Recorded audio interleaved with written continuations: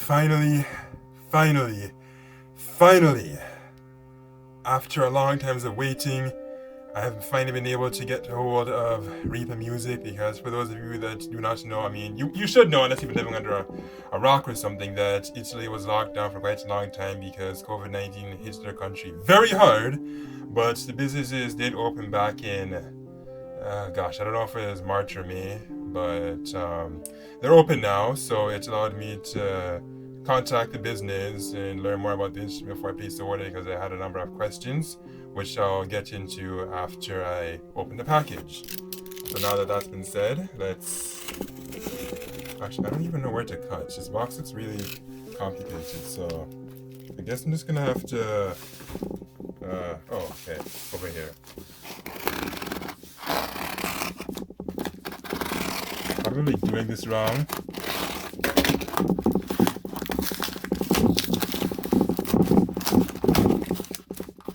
Okay, we're making progress.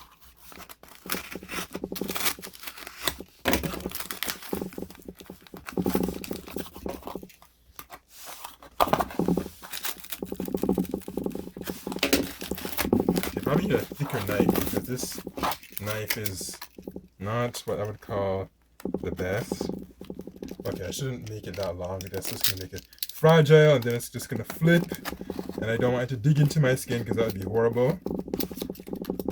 I've never lost any blood during an unboxing video, so I want to try and keep that record clean.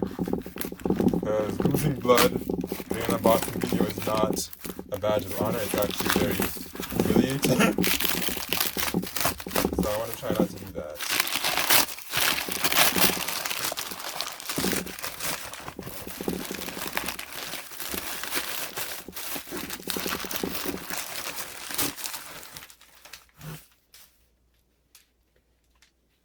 So I guess this will be the first one. Oh, would you look at that? I just stabbed my desk. Well, it's a good thing it's an inanimate object, so it won't feel any pain. Now, I'm not 100% certain about this, but if I'm correct, I believe L.A. Ripamonti stands for Luigi Andrea Ripamonti. I do not know. I'm just assuming that's the case.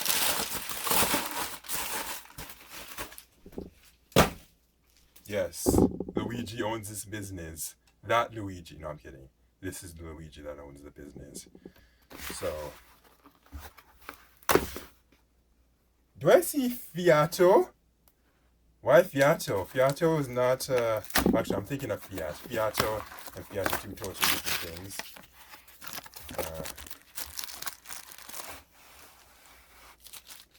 Is that a neck strap? No, that's not a neck strap. Oh. Oh, there's a reed case. Is that a neck strap or is that just a thing for the bag? Because it'd be kind of weird to have a neck strap for a Soprano. I mean, even if it does, cool, but a little odd. Well, actually, no, you know, even for a Soprano instrument, sometimes a neck strap would come in handy. Because I'm not gonna lie, for my tenor recorder, sometimes there are some times where it's like, you want to just have both your hands free and have the instrument just, I don't know, dangle while you're reading sheet music or flipping a page or something. So,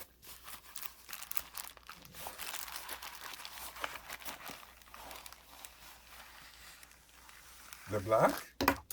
I thought they were bronze, LOL. Sorry, not bronze. I thought they were like a really dark purple. In the pictures, it looked like a really dark purple. I didn't know these things are completely black. Wow.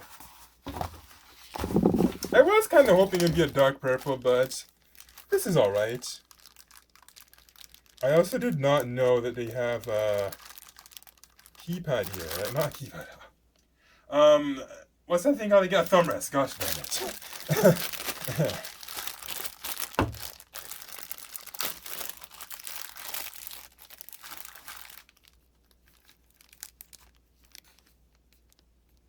Is this really resin? This looks like wood.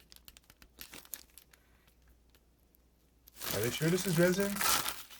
This looks very woody to me. Extremely woody. Does this Okay, let me showcase it. Yeah, you can see Milano, Italy.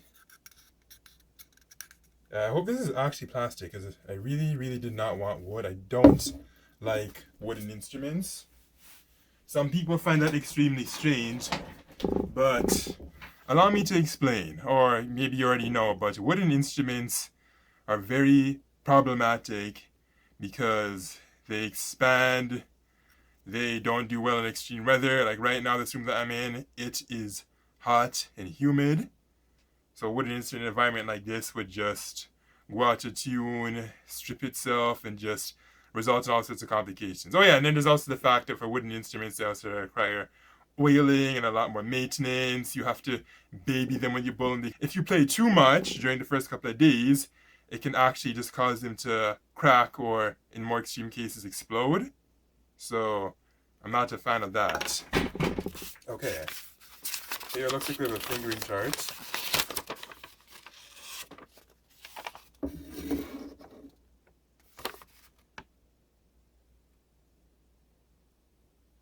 Now, even though it might show from C4 to D5, from what I get to understand, they can actually go higher if you use certain other advanced techniques. Now, is this really Baroque, as he said? Because this fingering system, it looks German.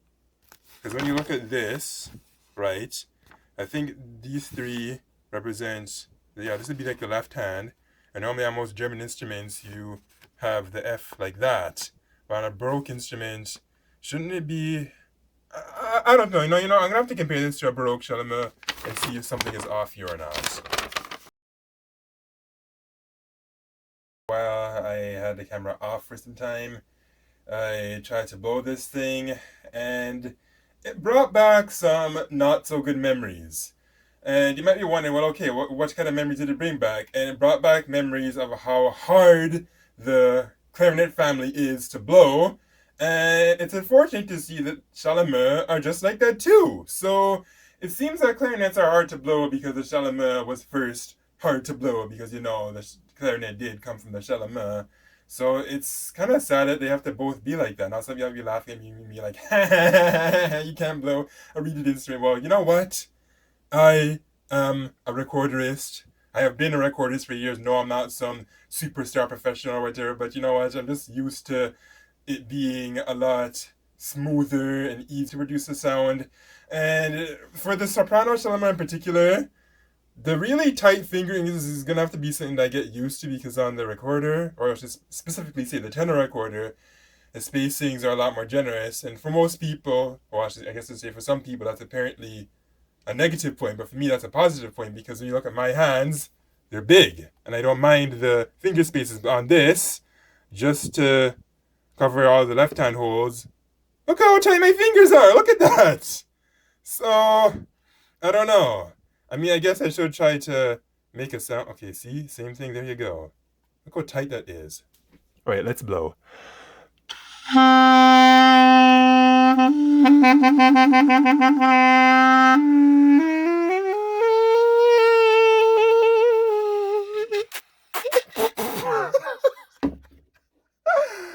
I tried, man. I tried. All right, so you're wondering now. I did say in the beginning of the video I wanted to share some things with you, and yes, because the current description on the website doesn't exactly have the most descriptive description of the instrument, what you need to know is that it's supposed to be Baroque fingering. It doesn't look like it to me, but again, I'll compare.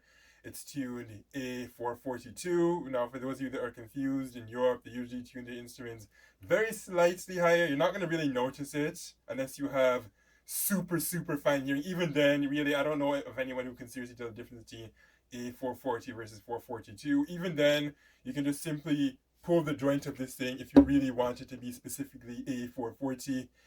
The body, as you can see here, entirely keyless. And Flavio told me that it's supposed to use soft reeds. Which number specifically, I have no idea. If you know what's the best setup for a Chalumeaux, do comment, let me know. And even for the mouthpiece, as you can see here, it's removable because this is a modern Chalumeaux, so it does use Soprano clarinet's Mouthpiece, which is honestly a good thing because it gives you more flexibility for the tuning. And hell, if you wanted to have something fancy like, I don't know, a sparkling mouthpiece or rainbow mouthpiece, you could do that. However, on the early Chalumeaux, like what you see on the screen right now, you can see that that mouthpiece is not removable, or at least it doesn't look like, actually, no, it is not removable. It also does look a fair bit more like a recorder. This thing, yeah, I guess it somewhat does look like a recorder with the holes, but not so much, especially in comparison to the earlier Chalumeaux. And I guess that is all I have to say. If you are interested in this instrument, then it's really obvious where it's from, if I can get the camera to show it again. Yeah, LA Ripa Monty. The website knows specifically Ripa Music. So a lot of instruments. Oh yes, another extremely important thing I need to mention. That if you're outside of Europe, that you have to take into consideration the import duties. For me, it came up to $41. Yes, that's right, 41 Canadian dollars. As for the other numbers, like the total cost and everything, I do not remember from the top of my head. Actually, it should be somewhere on the invoice. Where is it? Okay, where are my invoices? All right, here we go. So, yeah, for the duties it was $41.35. But as for like the total cost of that, whichever, it looks like I don't actually have it on hand right now. So instead, I will just put some text on the video at this point to let you know the cost of everything. Okay, you see it. So now.